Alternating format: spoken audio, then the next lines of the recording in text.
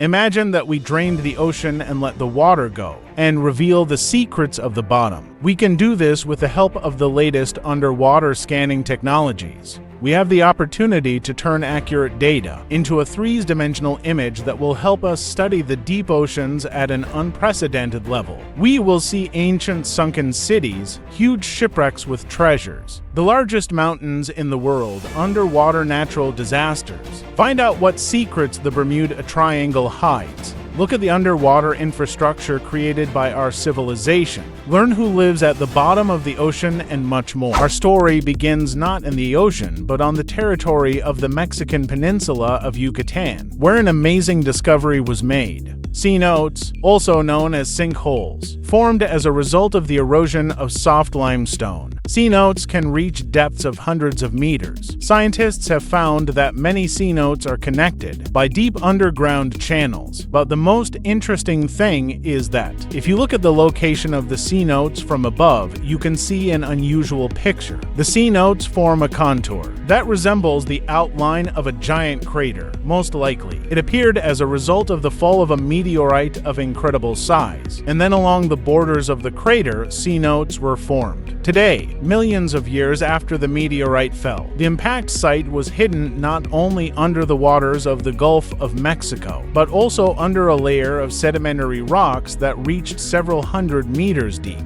And the only way to find out the age of this crater was to study its rocks. In 2016, a group of scientists from different countries began drilling through the ocean floor when they discovered a layer of melted rock indicating the fall of a meteorite. The analysis showed that the crater was 66 million years old. And what a coincidence! We cannot find any remains of dinosaurs younger than 66 million years old anywhere in the world. The scanning data helped to create a three-dimensional model of the crater that formed, and is now hidden deep under the earth and water for the first time. Thanks to this, we will understand how one meteorite could destroy all the dinosaurs on the planet. First of all, we need to drain the bay, and as the water recedes, it reveals the continental shelf that stretches along the coastline. The relief bottom of the bay is covered with a thick layer of deposits, and the crater is still hidden under thousands of meters of sedimentary rock. So we have to eliminate it by removing layer by layer, and go back 66 million years to find the heart of the crater, a place that no living creature has seen for 66 million years. The crater is impressive in size, reaching 200 kilometers in width and 1 kilometer in depth. As a result of the explosion, a ring of debris from the Earth's crust formed around it.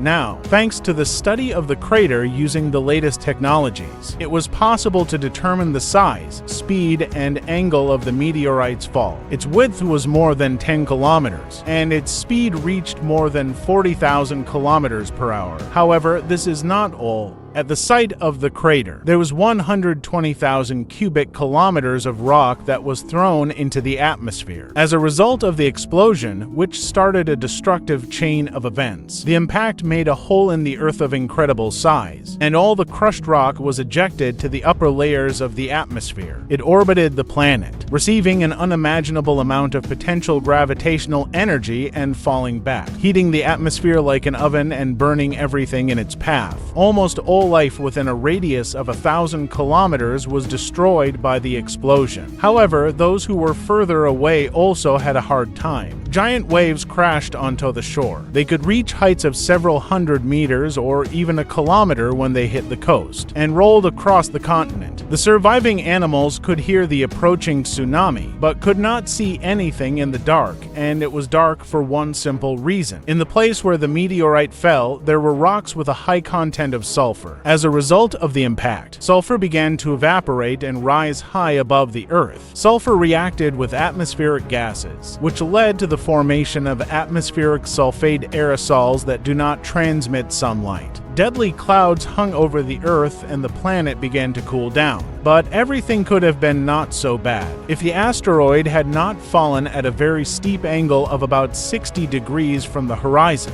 This is the most dangerous scenario of falling. as a result of which the maximum amount of dust got into the atmosphere, and if it had fallen to the Earth at an angle of 15 degrees, the amount of ejected dust, carbon dioxide, and sulfur compounds would have been about 3 times less, and if it had fallen vertically, 10 times less. When studying the crater in detail, an explanation was found for how its shape made the sulfate clouds even more deadly. The northeast border of the crater is open. Here the bottom went deeper and the water absorbed part of the impact, but 30 minutes later, the water began to return rapidly. The water vapor formed as a result of the tsunami, mixed with sulfur, creating even more gases that did not transmit sunlight. The marine plankton lost the ability to photosynthesize nutrients, and soon the basis of the food chain was destroyed. Animals began to starve. The absence of sunlight meant that the average temperature on the planet dropped by 26 degrees Celsius for a long 16 years. Only the most resilient plants and animals managed to survive. The dinosaurs died, but one question remains open. Was this disaster unique in its kind? The crater from the asteroid is not the only thing we will see. If we drain the Gulf of Mexico today, there are more oil rigs in the basin of this gulf than on the rest of the planet. This is because this gulf is considered one of the richest oil fields on the planet, and all because 300 million years ago there was an ancient swamp here. Now it is hidden deep under a layer of water and rocks. As a result of high pressure and temperature, all the organic matter of this swamp turned into oil, and now a huge number of oil men have flocked here. The scale of the built infrastructure can only be understood by removing all the water from the Gulf. As it recedes, we can see a branched network of pipes necessary for pumping oil from the deepest wells. The pipeline stretches for hundreds of kilometers along the seabed. It's hard to believe, but 70,000 kilometers of pipes are laid on the bottom of the Gulf of Mexico. We continue to remove water from this gulf, and soon we see small slave ships that sank several hundred years ago due to a strong storm. But this is all small fish. The big game awaits us ahead. As we drain the Gulf further, we see a beautifully preserved steamship from the Second World War. Robert E. Lee was sunk by a German submarine. The last moments of this ship's voyage become clear. The bridge broke under the pressure of water when the ship began to sink. Such a weapon on the stern is in a neutral position. This shows that the attack was quick and unexpected. Next to the ship are 2 boats. This means that the ship went down so fast that the crew had no chance to lower them on the water. Scientists have calculated that Robert E. Lee sank in 3 minutes. Many people lost their lives. But don't worry, if we continue to drain the Gulf of Mexico, we will see that justice exists in this world, as well as instant karma. From the darkest depths of the Gulf, one of the most amazing finds emerges, a submarine U-166, the same one that sank the ship Robert E. Lee. But why did the submarine sink too? The fact is that the steamship Robert E. Lee was not alone. It was accompanied by an anti-submarine ship patrol craft 566, and the crew of the submarine did not know this. So, while through the periscope, the submarine watched the sinking ship, it was suddenly attacked by the anti-submarine ship.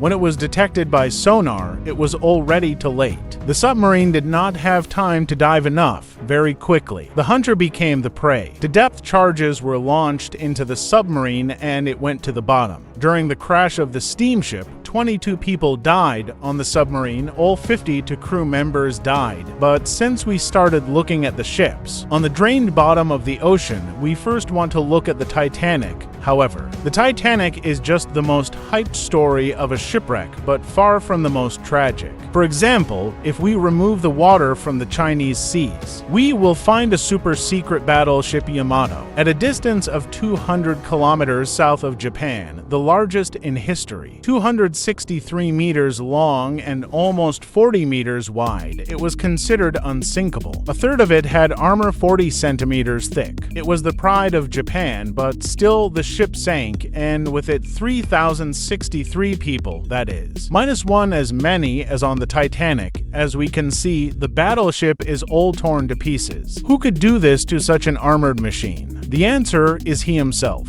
The fragments of the largest battleship in the world revealed dramatic details of his last hours of life. Hundreds of shells from Yamato's own guns are scattered around the fragments. This is because he fired back at the raid of many enemy planes. Hundreds of shells from Yamato's own guns are scattered around the fragments. This is because he fired back at the raid of many enemy planes. They inflicted serious damage on the battleship, and it began to sink to the bottom, but something is wrong here. The fact is that its armor of 40 centimeters is chopped up like foil. The huge hull is torn in half. This is beyond the power of any bomb or torpedo. What happened?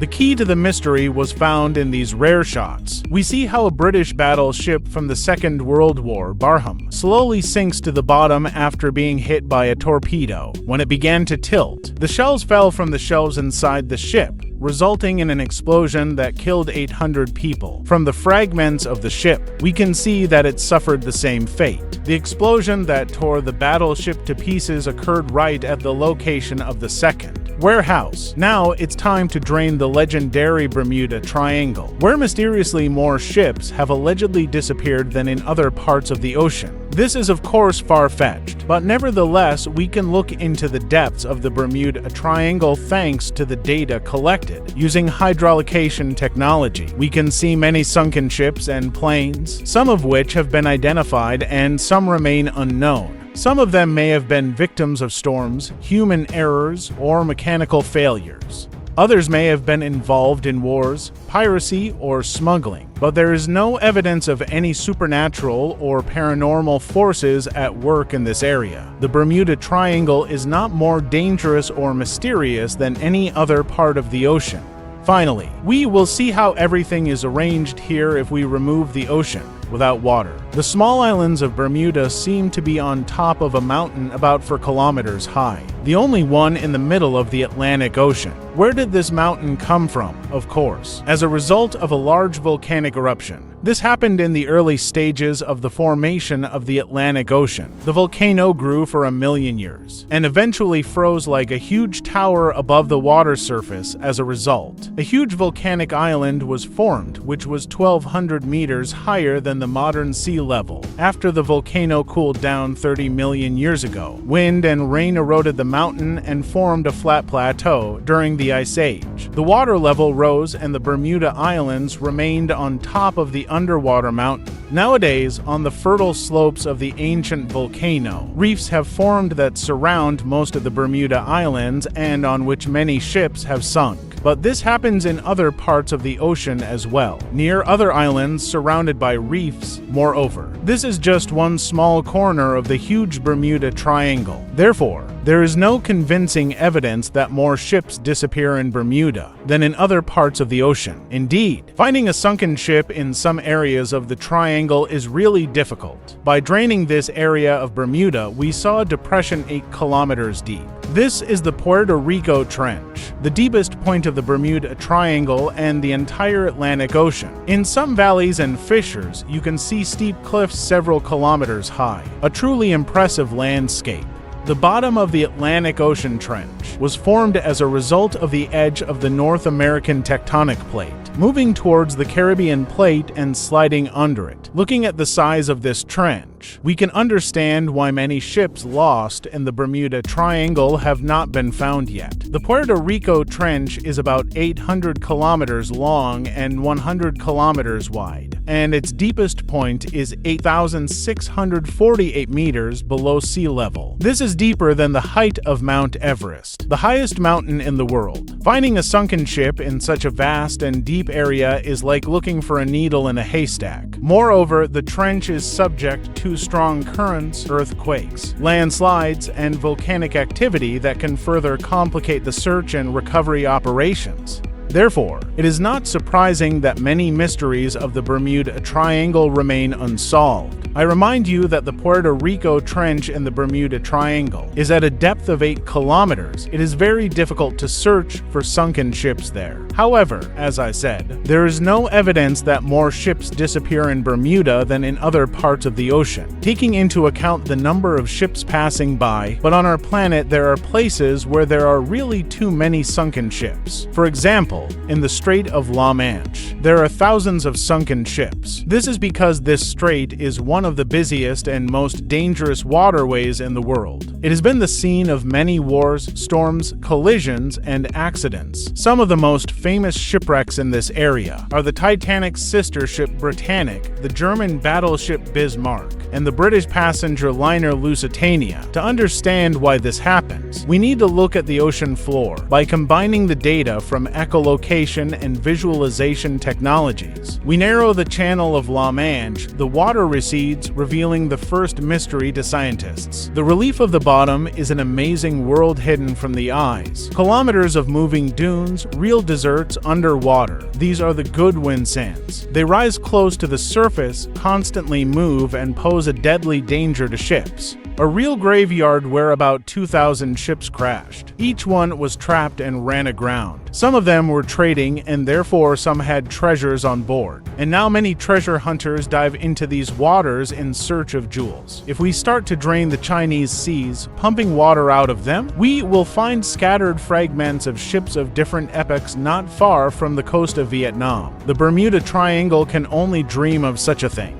Why did this area of water become one of the most dangerous in history, and what treasures were buried on the seabed? By draining the ocean near the island of Cuu Cham and removing layers of sand and mud, we see an amazing picture. Chinese ceramic products of the 15th century, cups, bowls, and plates, even after 600 years, lie neatly in rows. Each cup is worth hundreds of dollars, and around the dishes there were 30 sunken ships. They sank at different times over the last 2,000 years. If we continue to drain the ocean near the island of Cuu Cham, an even more exciting spectacle will appear. Sunken ships from all over the world, a Spanish galleon, a Chinese junk, and Arab dhow. So many ships sank here for exactly two reasons. First, this place was the Sea Silk Road, and second, it was a parking lot for ships, a harbor. And most accidents happen when entering or leaving the harbor. A sudden change of wind in a crowded harbor can cause a ship to be carried onto the coastal rocks. Traders loaded with porcelain and silk came here, hoping to get rich, but instead they gave their lives in these overloaded and restless harbors. Today, not only trade routes of ships pass through the ocean, but also trade routes of a new type. They transport data through water. What was once the Sea Silk Road is now an information superhighway. However, the modern trade route is full of no less dangers. The World Wide Web is exposed to many deep-sea risks. Our love for the internet is limitless. Today, humanity consumes several petabytes of information every 60 seconds, and the vast majority of this data is transmitted along the ocean floor. If we drain it around the world, we will see a network of 1.5 million kilometers forming the World Wide Web. Information is transmitted along the seabed at the speed of light, through a branched system of cables. 98% of the world's information passes through fiber optic cables at the bottom of the ocean. One of the most important and busy sections of the global network passes under the Chinese seas through the Luzon Strait between Taiwan and the Philippines. Like all trade routes, this information highway is subject to various dangers. The attack of dangerous predators that bite the cables, to the collision with even larger creatures. In these shots, you can see how a humpback whale got tangled in a cable near the coast of Norway. Rescuers managed to free the animal, but they had to cut the cables, leaving part of Scandinavia without the internet. To eliminate possible threats, engineers bury the cables deep under the seabed. If we drain the ocean,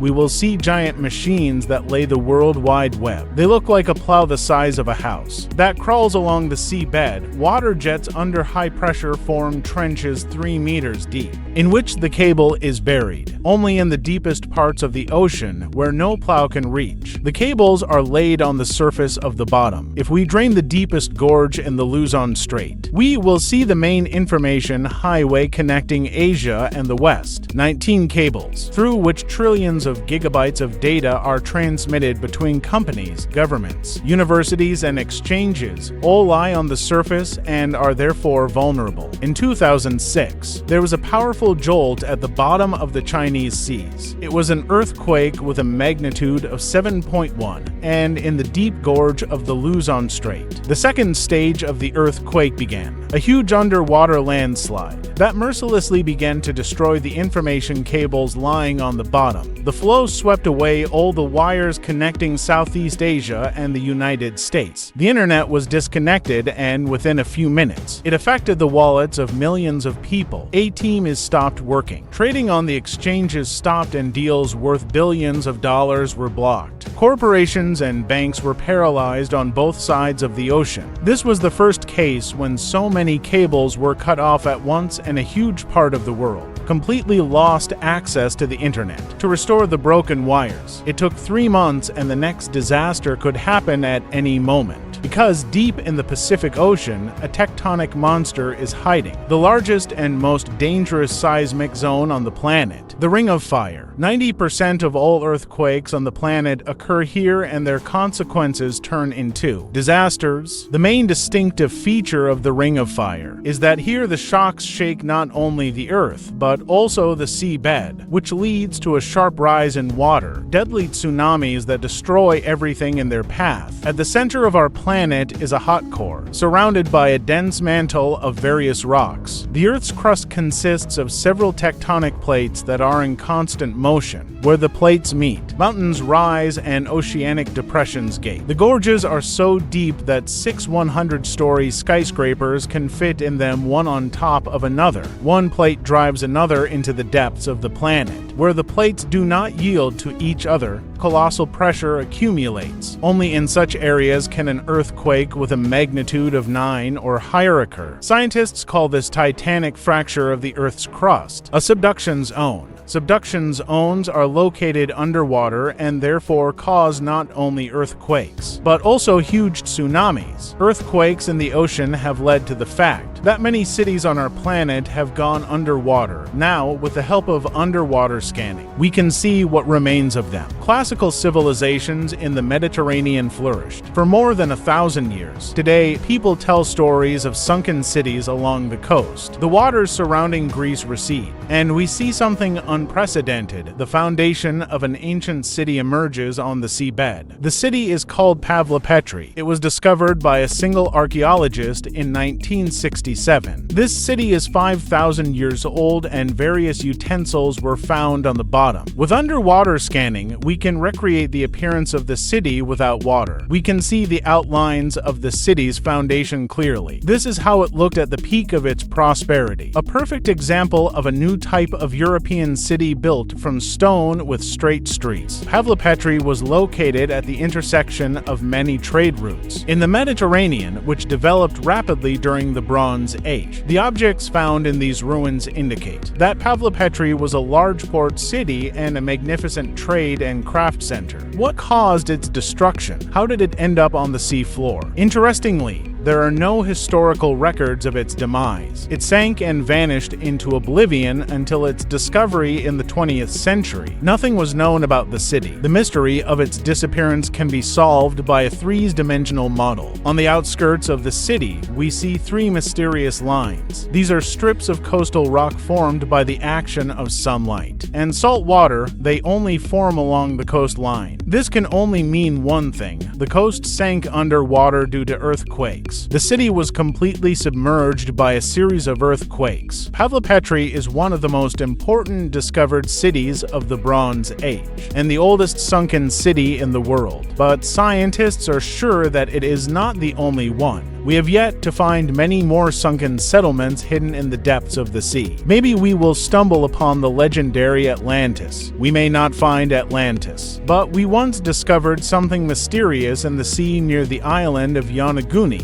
in 1986. A massive underwater formation was found that made a lot of noise in the media. Could it be the creation of an ancient advanced civilization? This is an amazing sight. A huge structure with smooth walls leading to the top, located at the height of an 8-story building. From the very base, stone steps lead up to it. No matter which side you look at, the shapes are amazingly highlighted. Some scientists believe that this is entirely the creation of human hands. Others think that this is a natural monument. that was modified by humans. If we pump out the water from the shores of the island of Yonaguni and expose the monument, thanks to the data obtained from underwater scanning, we can better understand the nature of this stone formation. The water recedes and we see the smooth-cut terraces exposed. The monument appears before us in its entirety, and now we see how huge it is. Its scale is astonishing, however, out of the water. It does not look as artificial, that is, man-made, as it seemed underwater. Many scientists are convinced that this monument has a completely natural origin, despite its regular shapes. After all, we know very well that nature often creates various creations of regular shapes. For example, if we pump out the water from a quiet bay on one of the islands in the eastern Mediterranean, we will see not ordinary round stones, but stones of too regular shape.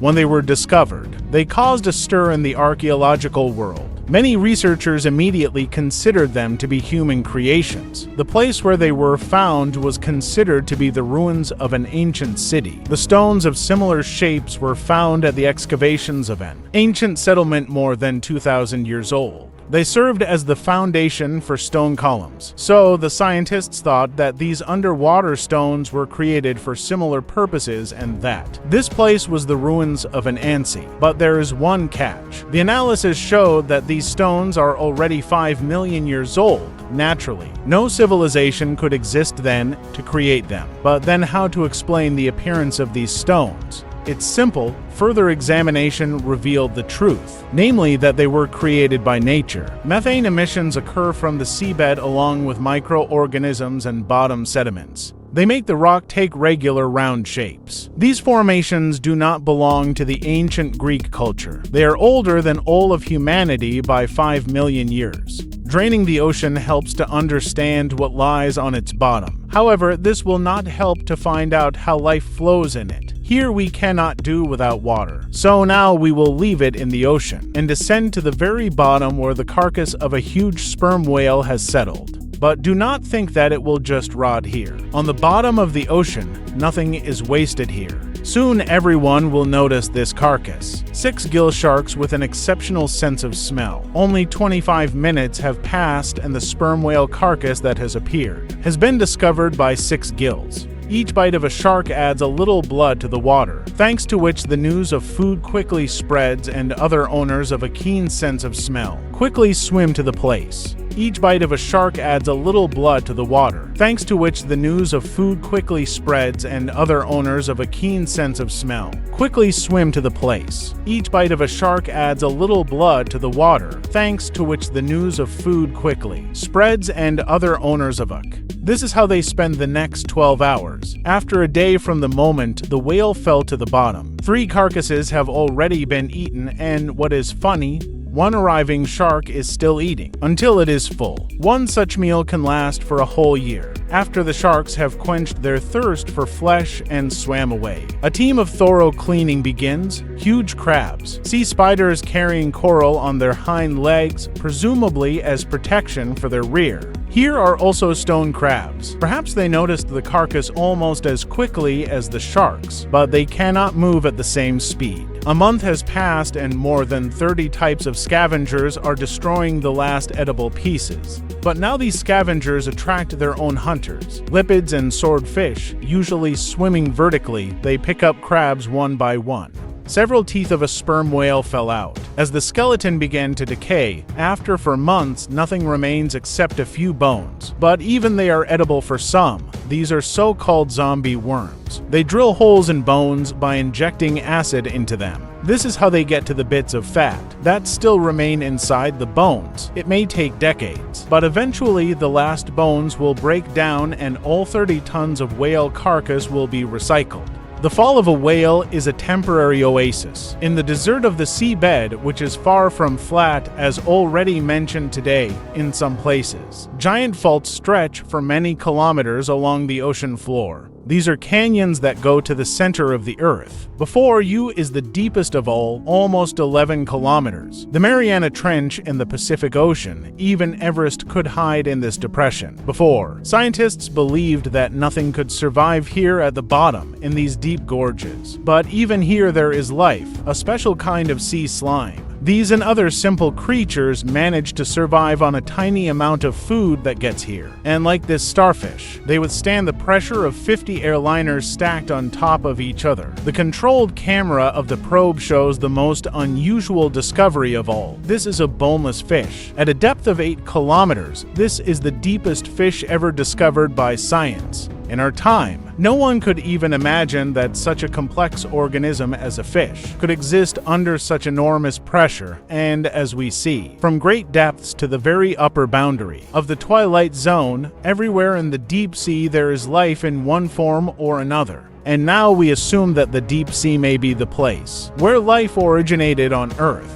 It is here, in a world hidden by the greatest geological object on Earth, that runs right through the middle of the world ocean, an underwater mountain range that spans the entire globe. The mid-ocean ridge in the south of the Pacific Ocean is a fault in the ocean floor. About 80% of all volcanic activity on the planet occurs on the ocean floor, and almost all of it goes along mid-ocean ridges. But from this titanic force come great riches that feed the ocean. Through cracks, gases, and hot springs containing huge amounts of minerals erupt. They condense from these jets and form large chimneys, hydrothermal vents up to 30 meters high. In some places, up to 500,000 different small animals fit on 1 square meter. Their diet consists entirely of bacteria, which in turn feed on chemicals created by volcanoes. Crabs eat the bacterial film that covers their shells. Other animals carry bacterial cultures in their own bodies. Shrimps carry such cultures in their oral cavity. But this strategy borders on danger as to provide food for these microbes. Shrimps have to rush into hot springs, where they risk being boiled alive. In the last decades, the number of discovered hydrothermal vents has doubled.